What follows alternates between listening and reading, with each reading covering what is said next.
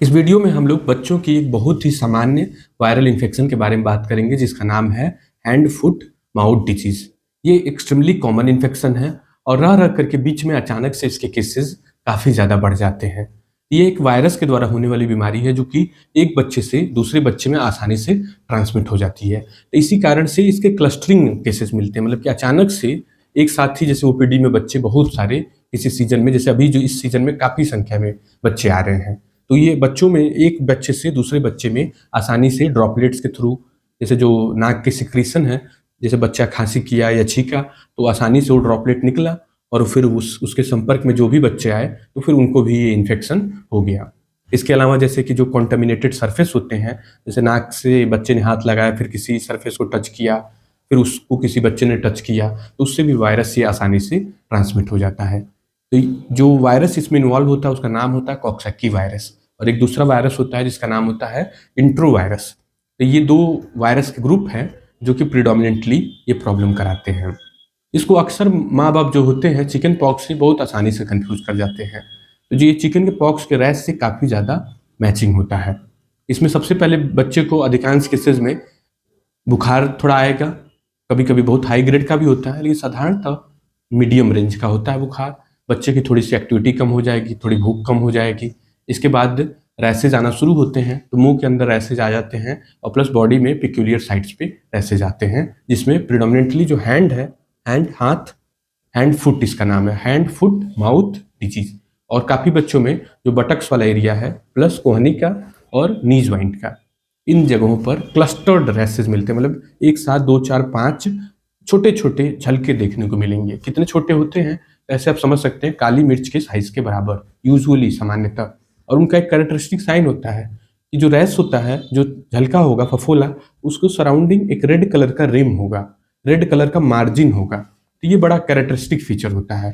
फिर ये जो फफोले हैं ये रप्चर होकर के एक सैलो अल्सर भी बन सकता है, हल्का सा छिला हुआ स्किन बन सकता है, और यही मुंह के अंदर भी मल्टीपल एरियाज को इन्वॉल्व कर लेता है।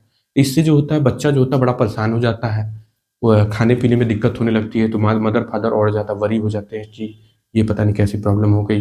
लोग चिकन पॉक्स समझ करके गाँव में कुछ रिचुअल्स शुरू कर देते हैं, नीम का पानी ये सब शुरू कर देते हैं, हालांकि इससे उसका कोई लेना देना नहीं होता है।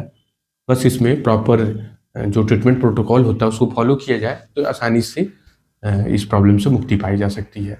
इसमें मेन वही कंप्लेंट होता है कि फीवर थोड़ा बहुत आना, फिर रैसेज आना, और फिर मुंह के अंदर जो रैसेज है वो प्रॉब्लम पैदा करना। तो मुंह के रैसेज कभी कभी इतना प्रॉब्लमेटिक हो जाता है कि बच्चा साधारण जो लिक्विड वाला खाने होते हैं उसको खाने में भी प्रॉब्लम होने लगती है, और पानी पीने में भी दिक्कत होने लगती है, जिससे कि डिहाइड्रेशन वाली समस्या होने का चांस आ जाता है, मतलब शरीर में पानी की कमी होने के चांस हो जाते हैं। तो ये जो रैश का जो टोटल ड्यूरेशन है, या जो वायरल इन्फेक्शन है उसका जो टोटल ड्यूरेशन है वो 7 से 14 दिन होता है। 7 से 14 दिन में अधिकांश बच्चे बिना किसी ट्रीटमेंट के भी रिकवर कर जाते हैं। बहुत थोड़े बच्चों में ही कुछ कॉम्प्लिकेशन देखने को मिलता है।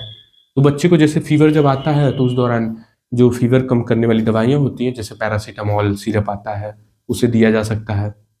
पानी की कमी नहीं होने देना है, लगातार बच्चे को कुछ कुछ लिक्विड वाली चीज़ें देते रहनी है, जैसे दलिया दे सकते हैं, खिचड़ी दे सकते हैं, खीर बना के दे सकते हैं। और ठंडे फूड, ज़्यादा गर्म फूड देने पर जो अल्सर है वो और इरिटेशन करेगा, तो बच्चा और परेशान हो जाता है।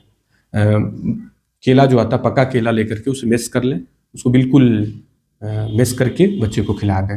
इसी तरह से पका हुआ चावल भी दे सकते हैं, और लिक्विड वाली चीज़ें जितनी भी हैं, फ्रूट जूसेस ये सब भी दे सकते हैं, जिससे कि बच्चे के अंदर पानी की कमी ना हो और जल्दी से जल्दी रिकवरी हो। प्लस साथ में मुंह में लगाने के लिए तमाम तरह के एनेस्थेटिक एजेंट आते हैं, और कुछ जल्दी हील करने के लिए भी कुछ दवाइयाँ इस्तेमाल की जाती हैं, जैसे ट्राइमसोनिलोन पेस्ट नाम की भी दवाई कभी कभी डॉक्टर प्रिस्क्राइब करता है। और स्किन पे कई कई बार ऐसा होता है कि बच्चे को खुजली भी हो रही होती है, तो उसको खुजली को दूर करने के लिए सिंपल एंटीहिस्टामिन्स जैसे कि हाइड्रोक्सीजिन, लिवोसिट्रिजिन, इस तरह के सिरप दे करके खुजली को टैकल कर लिया जाता है। और जो स्किन पे रैसेज आ रहे हैं उसमें सिंपल जो लो ग्रेड स्टेरॉइड क्रीम होती है प्लस एंटीबायोटिक का जो कॉम्बिनेशन वाले आते हैं, जैसे कि ब्यूपिरोसिन प्लस फ्लूटिकासोन आता है, इसी तरह से फ्यूसिडिन प्लस बेटामेथासोन, इन क्रीम से भी जल्दी थोड़ा सा रिकवरी होने का चांस रहता है। जिनको कुछ भी ना किया जाए तो भी रिकवरी होने का काफ़ी ज़्यादा संभावना होती है। बहुत थोड़े बच्चों में, ऐसा रिसर्च में ही विशेष करके कुछ जगह पर या कुछ स्पेशल आउटब्रेक में जिसमें कि इंट्रो वायरस की वजह से आउटब्रेक हुआ हो, इंट्रो वायरस 71। उसमें ये देखा गया था कि उन बच्चों में कुछ सिस्टमिक कॉम्प्लिकेशन भी देखने को मिले थे, जैसे कि मस्तिष्क बुखार हो जाना, या फिर फेफड़े में थोड़ा सूजन हो जाना, या फिर थोड़ा बहुत हार्ट पे उसका असर आ जाना। तो ये सब कॉम्प्लिकेशन कुछ बच्चों में रेयर केसेस में देखे जाते हैं। व्यक्तिगत स्तर पर मैंने अभी तक नहीं देखा है, जबकि ये केसेस हम लोग रेगुलरली देखते हैं, लेकिन ऐसे कॉम्प्लेक्स केसेस नहीं देखने को मिले हैं। लेकिन ऐसे रिकॉर्ड में है, जो कि मतलब ऐसे समझ सकते हैं कि हजारों लाखों में से किसी एक बच्चे में सिग्निफिकेंट प्रॉब्लम हो सकती है, जिसको टाइमली यदि मैनेज किया जाए तो कोई कॉम्प्लिकेशन की ही आराम से मैनेज हो जाती है। तो इस प्रॉब्लम को लेकर के बिल्कुल भी घबराना नहीं है, कंफ्यूज नहीं होना है। चिकन पॉक्स में पूरे बॉडी में रैसेज होते हैं, चिकन पॉक्स में हाई ग्रेड फीवर होता है, रैसेज जो होते हैं बड़े बड़े होते हैं, बच्चा ज़्यादा बीमार होता है इस बीमारी के तुलना में। इस बीमारी में बच्चा कम बीमार होगा, लेकिन मुंह के ही घाव से ही थोड़ा ज़्यादा परेशान होता है। फीवर भी लंबे समय तक नहीं चलता है, मतलब चीज़ें बहुत जल्दी ही बिना प्रॉब्लम के ही सलट जाती हैं, यदि हाइड्रेशन ये सब चीज़ें ठीक रखा जाए तो। कुछ नई दवाइयाँ हैं जो कि कुछ विशेष सर्कमस्टांसेस में डॉक्टर्स इस्तेमाल करते हैं, या एक तरह से कहा जा सकता है कि अभी रिसर्च फेज में है, क्योंकि मास लेवल पे, सोसाइटी के लेवल पे अब इस्तेमाल होनी बाकी है। जैसे कि आईवीआईजी नाम की दवाई एक है, एक मिलरिनोन नाम की दवाई रिसर्च में पाई गई है कि जो जल्दी इसको ठीक करने में मदद कर सकती है। तो मे भी फ्यूचर में इन दवाइयों का भी उपयोग होने लगे, लेकिन अभी के समय में भी कोई कंसर्निंग वाली बात नहीं है।